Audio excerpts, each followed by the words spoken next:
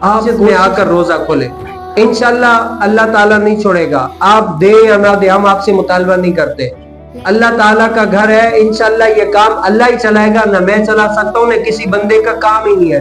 آپ میری بس یہ دعا ہے، اگرچہ آپ مسجد میں آ جائے، اگرچہ پانی کے ساتھ بھی کھولنا پڑے نا، تو آپ کے لیے میں کہتا ہوں یہ بھی آپ کے لیے سعادت مندی.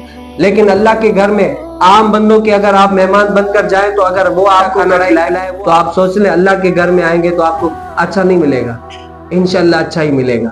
تو آپ کیا کریں، عبادت ریاضت یہ بھی اللہ کی رضا کے لیے اور نیکیوں کی ہرس اور لالچ رکھتے ہوئے آئیں کہ میں گھر میں اسی لیے آؤں گا تاکہ میری جماعت کے ساتھ نماز ادا ہوگی.